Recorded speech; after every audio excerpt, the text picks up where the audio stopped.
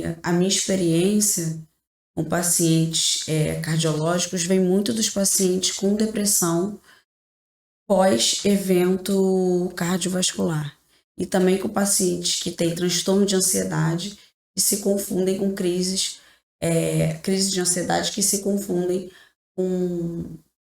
Eles entendem que é um ataque cardíaco e muitas vezes eles vão parar na mão de cardiologista ou numa emergência e fazem toda a investigação suspeitando de um infarto e, na verdade, uma crise de ansiedade, um ataque de pânico.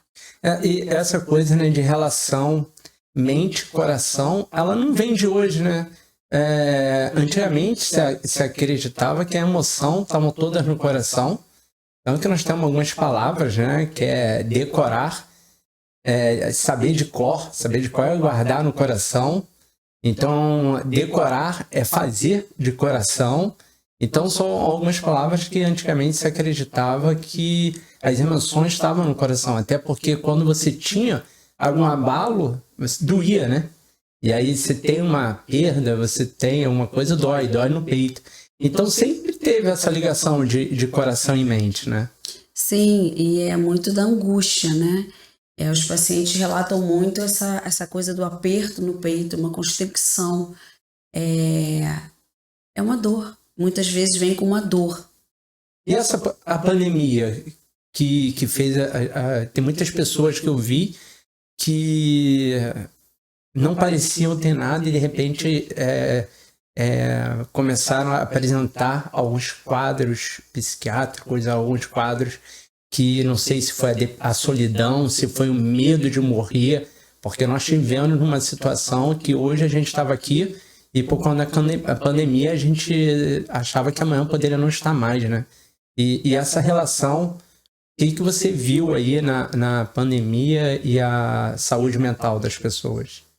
Na verdade, assim, isso são dados estatísticos, né? Os casos de depressão, de transtorno de ansiedade, eles aumentaram, assim, absurdamente, tanto no sexo feminino quanto no masculino, durante e após a pandemia. E eu acho que veio a questão mesmo da quarentena, do medo da morte, das pessoas precisarem modificar completamente uma rotina, a questão do novo. E todos nós passamos por um luto, né? E muitas coisas eclodiram porque as pessoas também precisaram se olhar. Elas precisaram olhar para dentro de si, ficaram em casa, muitos casamentos acabaram, muitas relações, ou elas se fortaleceram ou elas se desfizeram, muito em virtude de a pessoa estar voltada para o externo e realmente precisar se voltar para dentro. Então eu acho que tem uma coisa muito positiva que nunca a saúde mental foi tão falada como está sendo falada agora. Isso é importante, né? Eu acho muito legal.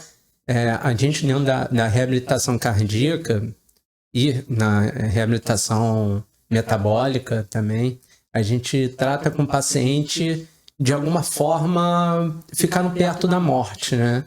Eles realmente são pessoas, às vezes pessoas fortes e que de repente se sentiram em cima de uma cama de hospital impotente para fazer uma cirurgia cardíaca com um procedimento e falar, cara, a morte está do lado. Como é que fica a cabeça desse paciente? Você acha que depois de fizer tudo, vai para casa, fica tudo certo, tá tudo bem? Ou não, realmente precisa ser visto de maneira separada? Eu acho que precisa ser visto e para ele poder se adaptar a essa nova condição, né? E também a gente sabe que os transtornos mentais, eles aumentam muito o risco de evento cardiovascular. Então, é muito importante que esse paciente tenha, até durante a reabilitação, um suporte, mesmo que seja inicialmente psicológico, né? Não necessariamente medicamentoso do ponto de vista psiquiátrico, mas ele tem um cuidado voltado para a saúde mental.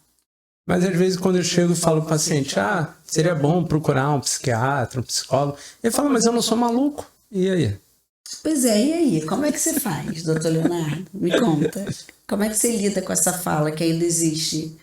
É um preconceito total, né? Eu acho que não é só maluco que. Não é só maluco, não. Eu acho que todas as pessoas deveriam ter um psiquiatra, um psicólogo, fazer análise e tudo para poder melhorar e evoluir. E ainda mais quem passa por algum transtorno. Eu tento explicar e falar, pô, é bom procurar, vai ajudar na sua reabilitação, não é só na tua cabeça, na tua vida, mas vai te dar projeção melhor para frente, você vai saber lidar com seus problemas com maneira mais tranquila, que às vezes o paciente chega, qualquer coisinha acha que vai morrer. Ah, eu não posso ir no mercado porque eu posso passar mal. E isso também vem muito da parte cultural, que aquele paciente que tinha um problema cardíaco, ele tinha que ficar em casa quieto. E algumas pessoas ainda têm isso na cabeça, que se eu tinha um problema cardíaco, eu tenho que ficar em casa quieto. E o que a gente sempre fala é, se você teve um problema cardíaco, é hora de você se movimentar. É hora de fazer exercício para se reabilitar e não ter um novo evento cardíaco. Tá? Eu acho que essa conversa de tentar identificar aonde está o gatilho que trava o paciente a evoluir, acho que a gente precisa de um apoio de um profissional de saúde mental, né? Sim, até porque quando você explica para o paciente que não é uma questão só de, como você colocou, né, de maluco, na verdade, eu costumo dizer o seguinte: quem não investe em saúde paga pela doença. Sim, isso é um fato. E eu gosto muito de trabalhar com promoção à saúde mental. E eu estou conseguindo fazer isso de uns anos para cá, que foi uma forma que eu ressignifiquei também a minha carreira. E eu acho que a palavra para esses pacientes na reabilitação, porque a reabilitação é uma forma deles também ressignificarem aquele evento, por exemplo, cardiovascular. E eles vão também poder ressignificar tudo que eles passaram com uma psicoterapia, mesmo que não seja uma psicanálise, mas, por exemplo, uma terapia cognitivo-comportamental, uma coisa mais breve, enfim, não importa. E se aquele paciente desenvolver e evoluir, o que é muito comum, com um transtorno de ansiedade, com depressão maior, ele precisa de um psiquiatra para olhar aquilo mais atentamente, que é o especialista, e poder medicar. Eu vejo pacientes também que tiveram alguma intercorrência cardiovascular, resolveu, vamos dizer, um paciente, um coronariopata, que tinha artéria lá do coração entupida, teve a precordialgia, foi para o hospital, realmente estava infartando, mas conseguiu ser revascularizado, passou, não tem mais linha isquêmica, o paciente está ótimo, mas mesmo assim, de vez em quando, ele fala: ô doutor, às vezes eu sinto ainda uma dor no peito, ainda parece que eu vou infartar de novo. E aí, como é que é isso? E aí, pois é preciso, a gente tem que avaliar, né, individualmente cada caso, mas é preciso mesmo ficar atento, porque que qualidade de vida ele vai ter se ele não puder ressignificar, entender esse sintoma, ou de fato se ele está evoluindo com um transtorno mental, um transtorno psiquiátrico que precisa ser medicado, né? Ou até tratado somente com psicoterapia. Tem paciente que fala: mas eu ainda sinto falta de ar. Às vezes eu tô na rua e de repente começo a sentir um desconforto no peito, uma falta de ar, e a gente faz todos os testes e fala: não é nada físico ali, né? E a gente já começa a pensar: será que não está faltando um profissional nessa reabilitação que vai cuidar desse transtorno que poder estar iniciando?